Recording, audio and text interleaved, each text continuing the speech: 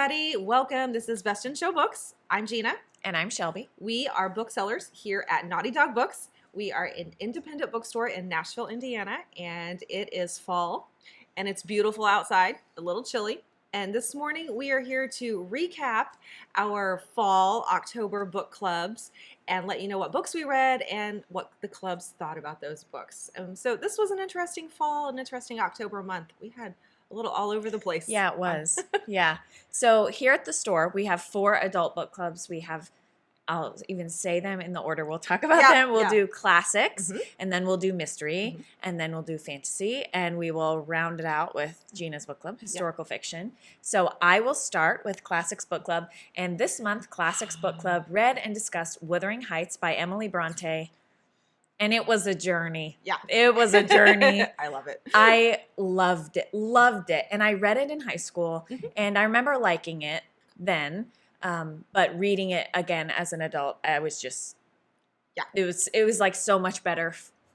Not for me, but I enjoyed it so much better. Everybody always talks about it being a romance. Did you think it was romance? Good question. So I will recap the plot a little bit in case you haven't read it, in which case you should. Yes. So Wuthering Heights takes place on the Yorkshire moors, and the main characters are Catherine, and she has a brother named Hareton, and their father he goes to work like for a journey or something like that, and he comes back with this orphan that he has found, a gypsy orphan, he calls him, on the moors, and names him Heathcliff. And so Heathcliff kind of comes into the family. He is like the dark, brooding character contrasting to their light, pale skin, and there's a real dichotomy there, and the contrast between attitudes, appearances, social classes. It's a very symbolic read. And so as they grow up, Catherine and Heathcliff are very close. And then one day, Catherine and Heathcliff, they're sneaking, looking at a neighbor's house. And the Lintons, Edgar Linton and his sister Isabella, and they are like looking out their window, and Catherine gets bit by a dog. So in order to recover, as they did in those days, Catherine has to stay there and for like 6 weeks or something. And prior to this, she and Heathcliff are like wild moor children. They're always out and about outside. They're just kind of rough and tumble. And the Lintons are very polished society people. And so, as you can probably guess, when Catherine comes back from her time with the Lintons, she is also very polished. And so Heathcliff, has a really hard time with that. And prior to this, there's a lot going on. So I'm not doing a great job, but, I'm working on it. Hareton, the brother, Hareton, Catherine, and Heathcliff, hates Heathcliff. I mean, hates him with a vengeance. And the narrator for this whole story is the housekeeper, Nellie. And she is recounting the story to someone many years in the future, kind of explaining why Heathcliff is the way he is. And so it's really this twisted story of Catherine and Heathcliff and their relationship. So when you ask if it's a romance, I don't know. And we talked about this at book club because this is like the argument. Lots of people will be like, it's so romantic.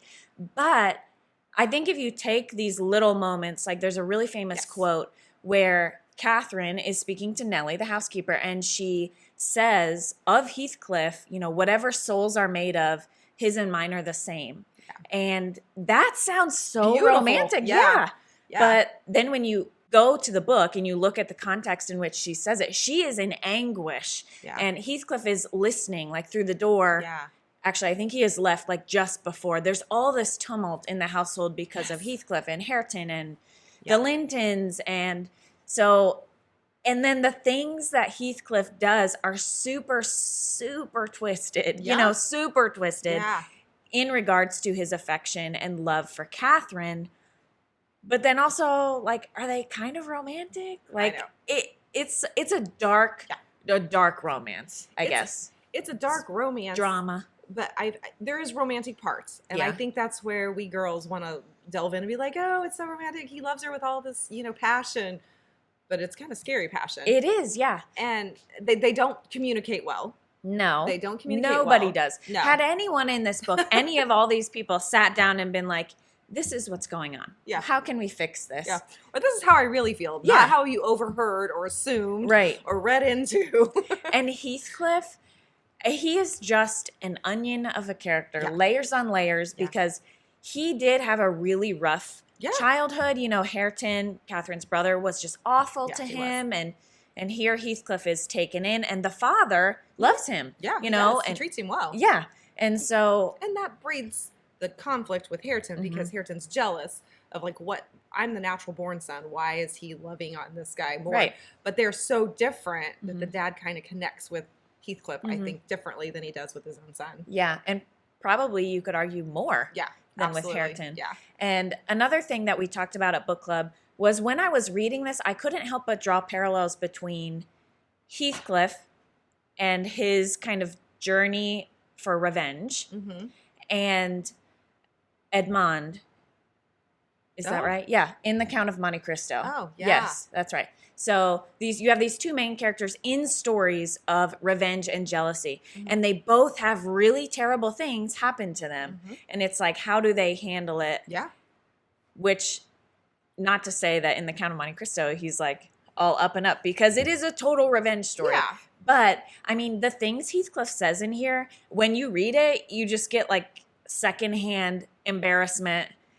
He's so mean. He's He so is. mean sometimes. He becomes very cruel in the latter parts of the Yeah. book. There is a redemption, I feel like, at the end. I'm not giving the end away. I feel maybe Oh, okay. I see. like I see what you very think. long as their story plans out and it goes through. And I also feel like there's a little bit of a hint of the ghosty story. There is, which yeah. makes this a perfect read for this Yeah. time of year. Mhm. Yeah. It was definitely, it has a little bit of ghosty, Yeah. a very, Makes it the gothic part. yes, yeah. And, you know, the wind on the moors and the rain. Yes. And so it was a really gothic read. And several people in book club were like, this is the best book I've read where I hated every single person. And I feel like that's true. You're not going to like anybody in this. And even the ones you think you might like, they have qualities that you're like, oh my gosh, Yeah. really? Yeah. Why? Mhm. Yeah. I read this and then I watched the PBS Oh, Masterpiece so good. with Tom Hardy back in like the 90s Yeah. maybe. And it was so good. And it Yeah. also has Andrew Lincoln in it, who was in The Walking Dead and Love Actually. And also, fun fact, this Masterpiece, this is where Tom Hardy met his wife. So he and Catherine Oh. are married in real life and they met Oh, how on set, cute is that? which is kind of weird because like They're not a good it's love romance on the screen. exactly like they have chemistry, but it's Yeah. like, but this story is Yeah. so twisted. But So this morning I'm listening to The Wedding People, and she is a Victorian. She has a fancy name for it in the book. She studies Victorian literature. oh, So she's talking at this one point about the Brontes, which I thought was fitting this morning as I'm listening to it on the way. That all of the Brontes died. Yeah. and the which I kind of knew. And the dad didn't want Charlotte to get. She was the last. Didn't want her to marry and have children because she was afraid she was going to die. So he like kiboshes this romance, and then she dies like a year later. I'm like, so this is a tragic family Yeah. of writers. Mhm. So kind of see that in the books that they yeah, write. definitely. Yeah. So It was so overall the group really liked it despite the tragedy. yeah, But they enjoyed it, and there were some people who didn't like it. I feel like maybe somebody gave it like a 3-star, like 3.5, but that was the lowest. Most people were like 4, 5, 6. You know, I thought it was great. I feel like when people come in and ask about a classic and they want to read, Jane Austen is a lighter read, For sure. harder to read in the language. I feel like the Brontes are an easier language-wise to read, but they're a darker story. I love the Brontes. I mean, come on, Jane Eyre is still my favorite, but Yeah, Wuthering that's true. Heights is right up there. And I think the way they write is so easy to read for a classic. And Did anybody talk about that? Because No, we actually didn't talk about that, but I can see why you think that. Another reason why I liked this more than Jane Austen is, although there is a very significant stretch in the middle of the book where I was like, somebody has got to do something. You know, it was Well, a yeah. lot of like talking back and forth. Yeah. But I feel like Jane Austen's books more so seem like that. Lots of discussions, lots Yes. of going to houses, and then we're having this discussion, then we're Yes. going here. Yeah. Here, at least, it was like there's a ghost outside, and you know, is somebody locked on the moors, Yeah. you know, stuff Well, like even that. the guest at the very beginning of the book, the guest that comes to visit Heathcliff, he's put it. It's raining outside. It's you cannot read this book and think any day ever is sunny in the moors. sun never shines. I swear, there's never a sunny day. You feel ghosty. You feel like this is a dreary, dark, gothic house before the story of Heathcliff and Catherine ever start. Yeah. So there's always something. Yeah. So it was a very good timely I like it. read. So overall, the group did like Wuthering Heights. They really enjoyed it. Yeah. And highly recommend it. I agree. Highly recommend it. Well, we're going to move on to Mystery Club. And it's still a little bit of a tormented town and not it's a dark story still. So this is called Ghost Story, and it is by the author Peter Straub. It was written in 1979. So it's an older read.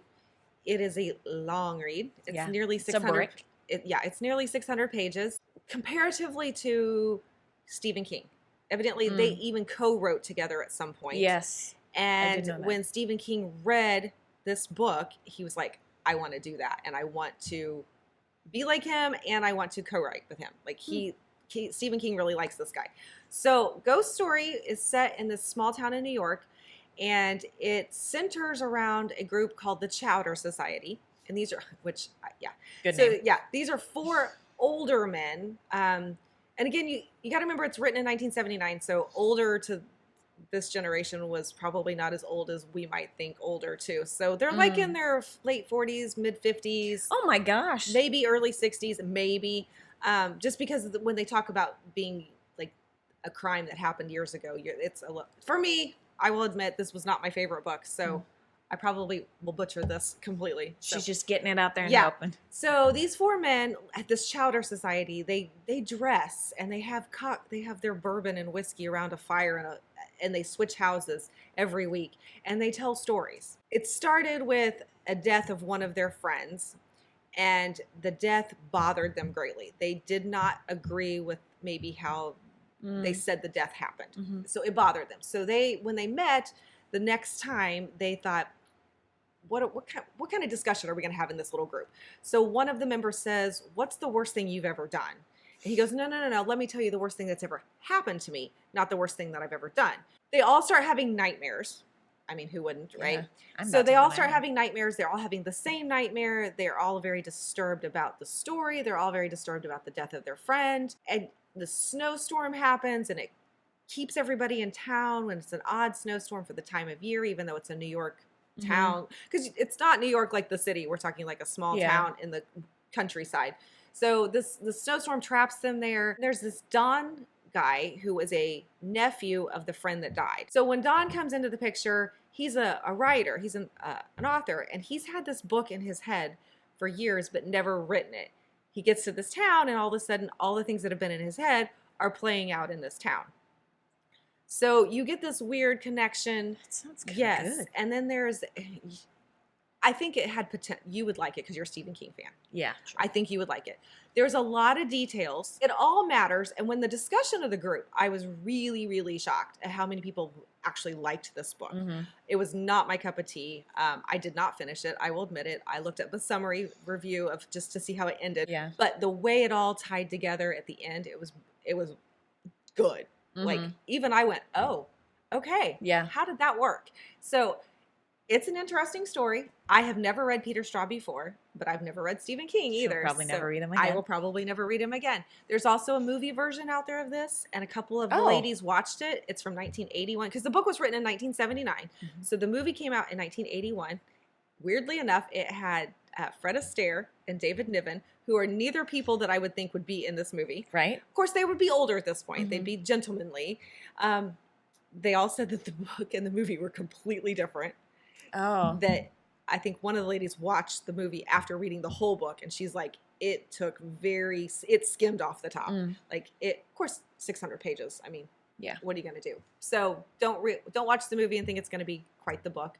There was a lot that really got the concept of the book and enjoyed it. So I am like this blows my mind. Yeah. Because I was like, Yeah. you know, we were checking in just Yeah. like throughout the month, and you were like, I hope it gets better. Yeah. I hope it gets better. Yeah. And so I assumed like everyone would not like it. I had the same assumption. But we even got an email Mm-hmm. from one of our subscribers who was like, I'm going to come to book club. She is Yeah. not a regular attender. And she was like, I am loving the book. Yeah. And I can't wait to see how it turns out. And I was like, oh, okay, maybe there's And they hope did come. yet. And they did come. So thank you. It was really nice meeting you all. It was mom, daughter, and granddaughter that came. But they also were Stephen King fans. And they were amazing that they came because they had some really good insight on how Stephen King and Straub wrote together Mm-hmm. and pulled things out. I'm like, okay, I can see that. Mm-hmm. And I think if I had been a better fan, maybe I would have gotten more of that. And I think even I have not read Peter Straub. I also don't think I've read something that he has co-wrote with Stephen King. But like Talisman, I think Talisman. he did do that. That was one of the ones that they talked about. Mm-hmm. Yeah. I haven't read that, but you know, Stephen King writes these small town Mm-hmm. horror, Yeah. you know, and lots of times it is people's inner demons Yes. that are kind of like played upon. And especially, you know, if you look at Needful Things, it's a small New England town, Mm-hmm. Maine, and all these neighbors are pitted against each other for like their deepest desires, their Mm-hmm. darkest secrets. Everything is kind of like brought to light. Yeah. And that being said, you should read Salem's Lot. I would You like should. to. I would really like to. We even talked about the whole playing on your fears. Something Wicked This Way Comes. Yeah. They similar story, similar, not similar in one way, but similar as the fact that your fears were driving the nightmare. Your fears were driving the circus and what played out. It's almost creepy how brilliant it was. Yeah. Like, whose brain works this way? And sometimes, you know, you can have a really good story. Yeah. But like for you, the reader, the execution is like, I might have loved this in a different form.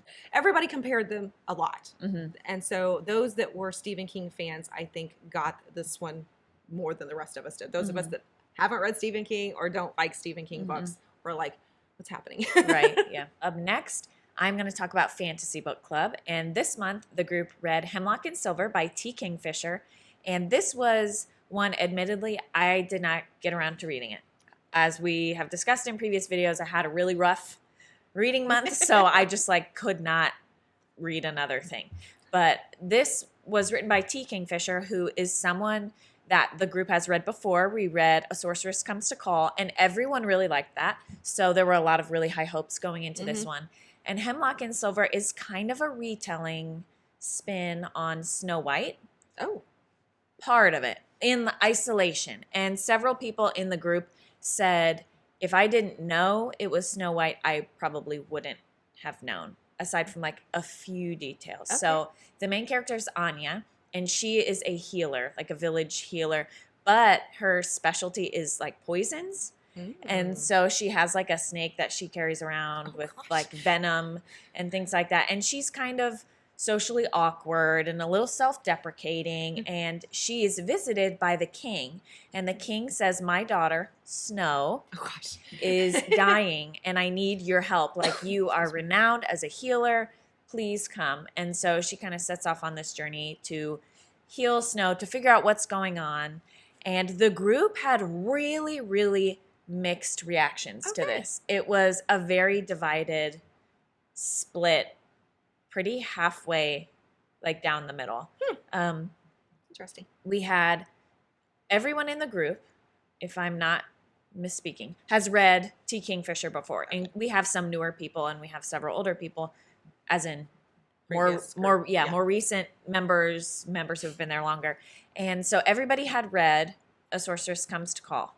And several people said, I liked Hemlock and Silver much better. Oh. And several people said, I liked A Sorceress Comes to Call way better. Okay. And so I was just sitting there like, like taking it all in. And it had maybe about 100 and 150 pages up front, where several people said, I felt like it set the scene really well for the world and for her character and kind of the overall like vibe of the story. And several people said that was too much.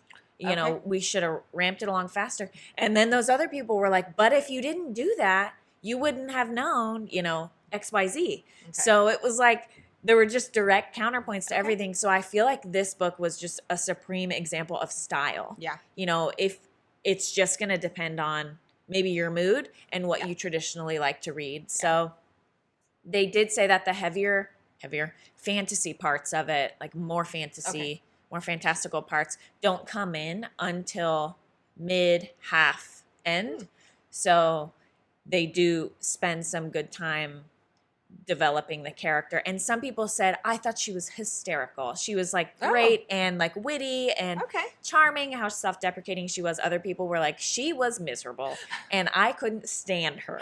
That's great. It was like so polarizing, and it was a really interesting conversation and really engaging to hear people's thoughts. So this is one that I'm just going to leave up to you. Yeah.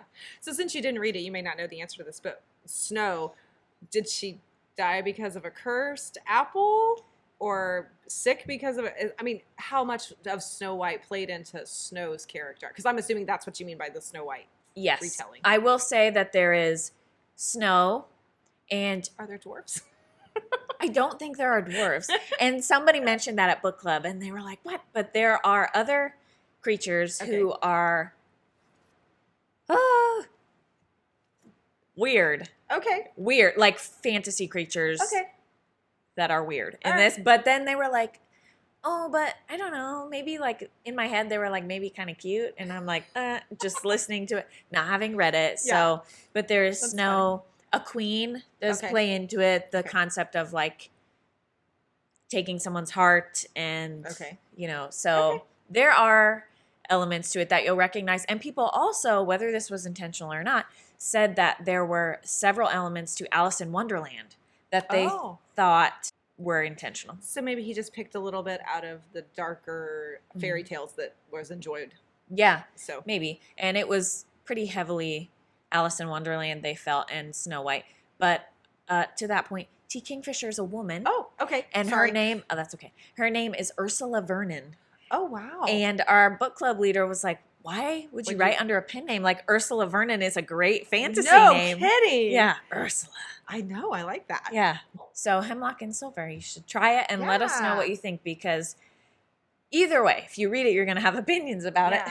And I feel like the fantasy club leader picks some really good stories. I'm a little behind sometimes. I try to read the books. Like I just finished One Dark Window and started Two Twisted Crowns, which is Rachel Gillig, and very well written. Yeah. So I have to say I've never been a fantasy reader until Marissa started picking some really good books. Right. Yeah. So if you're liking fantasy, maybe this is one to try if you haven't read this author. So that was Fantasy Book Club's pick for the month, Hemlock and Silver by T. Kingfisher. Our last book club pick of the month is Gina's historical fiction. And it is The Stolen Life of Colette Marceau by Kristen Harmel. I love this book. I'm going to just preface that. This was a really great story. Our club loved it. It was well received. So if you've not read her before, she is typically historical fiction, dwells a lot in the World War II era, which is a favorite. It's a win. It's a win. It is a dual timeline, which I always like a dual timeline. It's 1940s Paris, and it's occupied Paris. So you're right in the heart of the worst of what's happening in Paris. And then you're in 2018, Boston. So it's present, but back present before COVID. And Kristen wrote this while she was being diagnosed and treated for breast cancer, I believe. Oh my. I know it was cancer. I think it was breast cancer. So this was a very personal story for her, a story of hope. You can feel that through the whole story, that there is just this hope. So Colette was a young girl in Paris in the 40s, and she had a sister, and her mom was a jewel thief. So her mom was a jewel thief who would tell these stories about being descendants of Robin Hood, the real Robin Hood. And so you get a picture of who Robin Hood was in real life, not the Robin Hood in Green Tights and the Merry Men, but like his real name and how he stole to support those that were being oppressed during that reign. And they only stole from the very, very wealthy or the very bad wealthy, like those who were supporting the wrong side and gave. Well, Colette's mom did the same thing. She would only steal from those who were perceived wrong, bad, wealthy, didn't deserve what they had. And it started out that the resistance, French resistance, was an underground group, and she was stealing from the Nazis who were stealing from the Jews. So Oh, like my. she was taking back Yeah. and giving to the cause to help free her friends who were Jewish. Mhm. So there is a jeweler in France that creates this beautiful piece of jewelry for a Jewish family. It's a beautiful story. When he tells the story of how it comes about, this man loves his wife so much. They have a set of twins. It's a boy and a girl, and he wants to give his wife a gift that can then be passed on to the kids. So they're bracelets. And when they are together, the jewels make a butterfly. Mm. But when they're apart, it looks like two wings or a heart, and it has their initials in it. It's jeweled like diamonds and all of these beautiful pieces.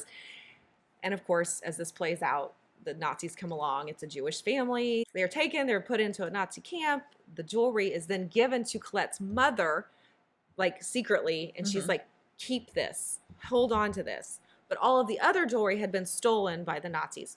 One bracelet is sewn into Colette's nightgown, and one bracelet is sewn into Colette's sister's nightgown.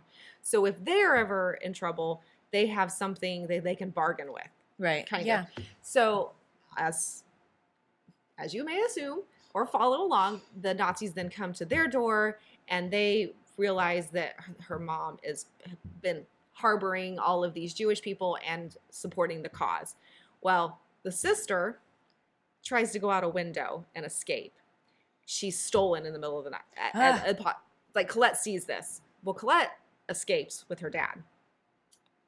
So present day, 2018, Colette is in her 90s. She is living in Boston. She's never married. She has no children, but she has a protege named Aviva, whose mother and Colette started a Holocaust museum. Colette has been stealing jewels all of these years to fund the museum, but she's been stealing the jewels from people who are still Nazi affiliated. Oh, all through in 2018? So like all through the years, she found people who I see. were affiliated with Nazis or that, and she was stealing back their jewels that they had stolen and sometimes giving them back, sometimes selling them, but all to fund this Holocaust museum and protect those that are still being mistreated. So now in 2018, a museum is going to display this jewelry through the ages, and one of the pieces is half of the bracelets, the other half. Yeah. So Colette assumed that her sister had been murdered and that the bracelet had been stolen. And so she has a friend who is, for like 70 years, has been her partner in crime that is on the jewelry side and helps her fence these things. And they've been looking for this bracelet forever, and now all of a sudden it appears. So you have this timeline that then goes back, tells the story of what happened, but you also have the story of Colette in 2018 trying to figure out, okay, so who killed my sister? Where did this bracelet go? How has it all of a sudden just appeared after all these years in a private collection on display at a museum? There's a lot going on there. Fascinating story. There are a lot of characters, but none of us had trouble keeping up with any of these characters. They're beautifully written. It is such a powerful story of love and family. There's even some romance in there. But I will say, we had some deep discussions on the jewel thief part of this. Oh. Whether or not it was okay, yeah, no matter when in time and what purpose, was it ever okay to steal those jewels? Moral dilemma. Yeah, and it was kind of like, do you agree with Robin Hood theory? Because I mean, most of us would say, yeah, you know, they were doing the right thing. Or there was so much deceit and treachery in World War II, both sides. There was a lot of lying going on. There was a lot of false papers to get people out. How morally are you reckoning that? Wow. Yeah. And now in 2018, even after the war is over, she's justifying stealing all of these jewels, whether or not it was the Nazis or whether it was other bad people that she saw benefiting. Yeah. And she was making right. Is it ever okay to steal? There was a split on some of the thought process on that. Yeah, I bet. I mean, So yeah, That would have been a good conversation. it was a very good conversation. So even people who loved the book still questioned Colette and her decisions to continue sure. on. And the fact that they always tied it back to the Robin Hood, like mm-hmm. those descendants were doing the good. Yeah. And I love this story. I loved this book. It Good. was well done. And I feel like it is a rare thing to have a book that a book club loves completely. Every single person. Yeah. And again, even though those that disagreed with the thieving part of it, they still love the book. So good. And there's a couple of characters you're like, oh. Especially, and we're following the theme of books nowadays, putting older people in a position that they are still very smart. They're still very capable. They still have a lot to contribute. And I love that. Yeah. I love that because there are several characters in the 2018 plot line, dual timeline that are older and they're doing it well. Yeah. That is like your bread and butter. You love like an octogenarian story. They've been some really good ones lately. Yeah. So it's been good. So that was 4 book clubs, 4 books, 4 opinions that were very strong in all of the book clubs. Let us know what you think about, if you've read these, if you've read the authors, what your book clubs may have been doing this month or what is coming up. And if you want to know what we're going to read in November, you can always find out on our website, Naughty Dog Books, or Facebook pages, our Best in Show Books. Instagram. The store's Instagram. Yes. Which is at Naughty Dog Books, always does a good job of like keeping up with the picks for the month. Absolutely. But yeah, you can also find those on the website. So if you want to read and head, and so that way you know at the end of the month in November what we've read, you can find out. Yeah. So thank you guys so much. If you would like to read any of these books that we talked about today, we will put a link in the caption below so that you can visit the bookstore's Bookshop website and you can get your own copy. But for now, that's all we have. This is Best in Show Books. I'm Shelby. I'm Gina. We'll see you next time.